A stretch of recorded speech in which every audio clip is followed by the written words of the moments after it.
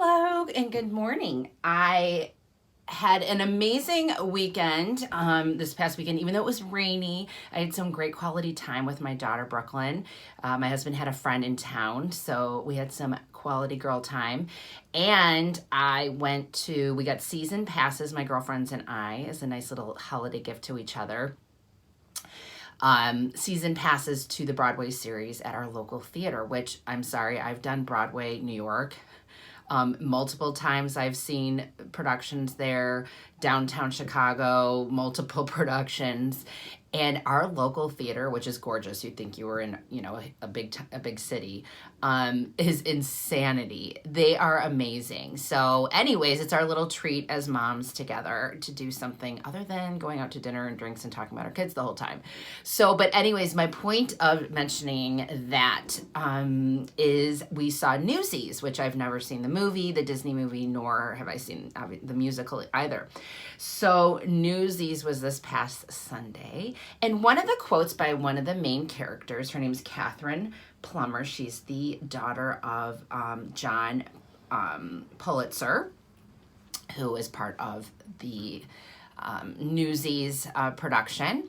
So Catherine Plummer is her pseudonym that she's writing as she writes for a local paper that's a competitor of her father's papers. So anyways, this quote was awesome that she said to Jack Kelly, the other main character. They're falling in love and they are partnering together with the Newsies strike. And I won't go into the detail of the show, but there is a strike with the Newsies, the kids that are delivering the newspapers. And Jack Kelly is leading the Newsies in all the different neighborhoods and boroughs of New York. And it's quite challenging. It's in the 1800s, so, you don't have texts or anything like that, or phones, to be able to call people. So Jack gets frustrated.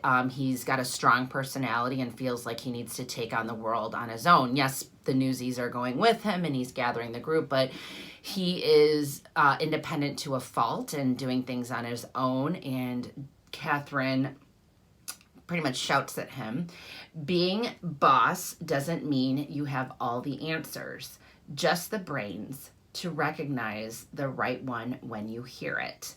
And it's interesting because Jack Kelly then repeats that to her father, Mr. Pulitzer, at the end of the production, which gives him a little aha moment. So I immediately in my seat with my Scandinavian swimmers, which if you know me from my website, michellemansfieldauthor.com, you know that that's one of my weaknesses. And then I had a Tito's in 7 because we always get a cocktail before the show starts. And I sat there with the aha moment of that quote and I said, this so parallels the world of motherhood.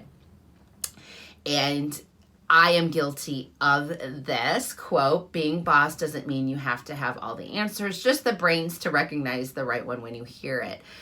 The brains for moms, I don't want it to come off harsh like we don't have brains, but sometimes we take control over things too much. I am guilty of that. I was guilty of that before I had my daughter. I was guilty of that with my own life, being on my own for a while, living on my own, paying my own bills, being in an apartment by myself and figuring things out on my own and enjoying that. Having a lot of pride with my job as a salesperson, having my own goals, my own numbers to meet, my own individual performance reviews. Even though we were part of a team, it was very individualized. And my paycheck proved that. My bonus checks proved that. So I had this fierce independence instilled in me, and I think it was probably inside of me the day I was created, and it carried through definitely with motherhood and contributed, I know for a fact, contributed to that postpartum depression, wanting to do everything on my own, research everything on my own. Yes, I would get pieces here and there from doctors, or I would, be Googling, but that was me searching for the information. I was rarely taking in any information or even opening myself up for people to give me information. It was the I got it attitude. I think you give off that aura to people that you don't want their words of help. And they feel that, and the hesitancy is then there for them to even give you a suggestion, a stare that you may give them if they, for, one time, said, well, this worked for me. And you're like, and you breathe, and inside of themselves are like, okay, well, I don't want to upset her. And if she needs me, she can come to me. And they may just simply tell you also, if you need anything, please know you can come to me. But how many times do we actually do that and take that, invitation? So with motherhood, I did this on my social media as well as my newsletter, and you could sign up for my newsletter on my website. There's multiple spots for that you can fill in your email. And I said, being a good mom, I quoted good mom, doesn't mean that you have all the answers, just the courage to recognize the right one when you hear it. And that courage comes from within to be vulnerable and to get that coat off and all those layers to allow the help to come in, whether it's words, whether it's actions, whether it's something that you watch that you take in, and that it's not a weakness to look around and get ideas and not sit there and feel like this quote, and then the quote I kind of changed up to be on the mom front. The quote doesn't say anything. So just the brains, or I said just the courage to recognize the right one when you hear it. So the word hear, I stressed in my social media post. It doesn't say, create on your own, solve on your own, think of on your own. Hear. And hear is an action of taking something else from the outside in. And when you hear and actually listen, we can hear, but are we actually listening and taking it in and being open to the advice, the help, the support? You don't have to take everything that is, placed in front of you. That is what I talk about a lot in my book. As well as, my talks and, these videos, you'll hear me say that, that filter needs to be created and that internal compass needs to be found on what is right for you and your family. And a lot of times we do have a voice that tells us what is right. But first, I think it's nice to have some choices instead of feeling that, this narrow tunnel of doing everything on your own, your way, your terms, and the anxiety that creates, the stress that creates, the expectations that are unrealistic with that mindset of doing it all on your own, deciding on your own, researching on your own, implementing on your own, reacting on your own, and pivoting on your own. Are we really looking at our partners if we have a partner? Are we looking at family members, at friends, support groups that are in your area, doctors and nurses that may be there to be that extension of parenthood for you, and for you to hear and listen and take it in and not do it all on your own? So I just loved that quote. And again, it just instantly, maybe it was the Tito's, but it instantly made me think of the world of motherhood, that we do this. And for me, it really contributed to my anxiety and depression. And I remember being at a local event here this summer, and, a mom that was much younger than me. And I think her kids sounded that they were a lot younger than my daughter. Really, I applauded her, first of all, because for her to open up with her story was amazing. And she was there with a couple girlfriends and her husband, who sounds like he, works a lot, and she is the alpha in the relationship and does most of it all. And a lot of moms wonder, well, why am I always the one having to do it? And through her story of her husband taking the girls to the pool, he had never done it before, and this woman so stressed out while she's trying to enjoy her glass of wine and a wonderful event with women all around her, she's stressing out about the pool bag and all the stuff that he didn't put in the pool bag and how it was going to be challenging for him and chaotic for him, and he doesn't realize what stress comes with just taking these girls to the pool. You know, and in my head as a seasoned mom, back, you know, granted, back if I was at her point, I guarantee I would have felt the same way. But as a seasoned mom that has let go of a lot of things and has gone through therapy, I looked at that like, oh my gosh, like, enjoy your night. And he'll figure it out. He'll keep them safe. He'll keep them fed. And he'll figure it out. And you'll never know all the crap he may have gone through. He may never tell you.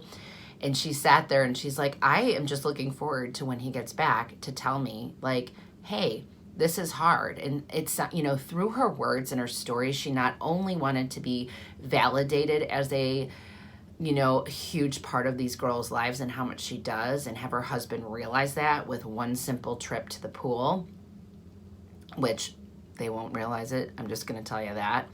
But she also, you know, through talking, was getting visibly stressed out because she wasn't at the pool. She was actually upset that he wasn't taking them when she was going to be at home.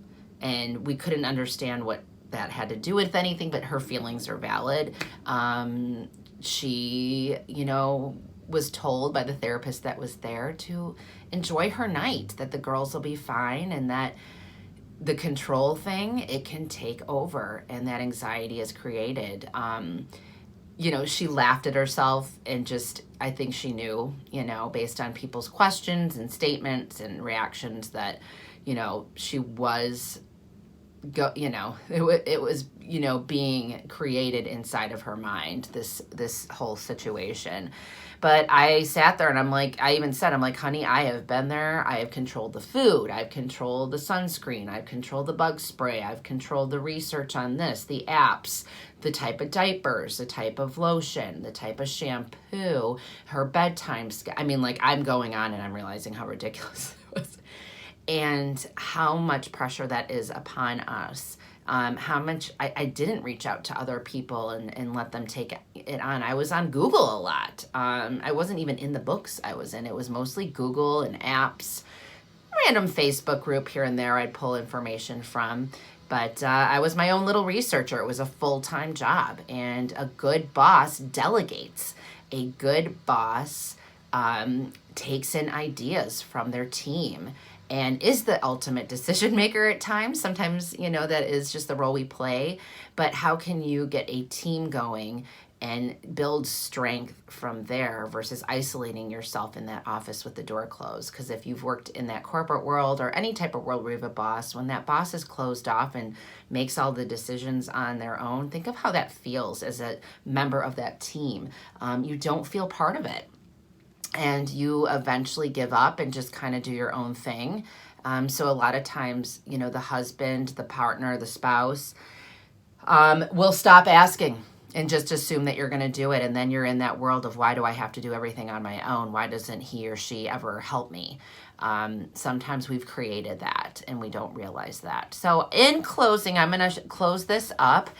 And I just, again, the production was amazing. I'm glad I took something away from it other than, you know, I love when I just pull something that can apply to real life and that I can share with you all. So I thank you so much for listening, and share this episode if you know a mom that has a problem with having everything in control and it's suffocating and swallowing her into that, you know, tunnel, into that hole. Many of us have been there, including myself. We're all here to help one another and to let you know that you're not alone, that we get it, and we are creating a community of that, just that feeling of getting it. We're in this together and we will get through it together. And we're all on the same team here, my friends. So have a good day. Go to my website if you didn't find this on my website at michellemansfieldauthor.com. My Instagram handle is Happy Family Project. You can also find me on Facebook, Michelle Mansfield, author and health coach. I'm kind of all over the place lately. So I look forward to connecting. And again, thanks for sharing. Thanks for watching. Have a wonderful day.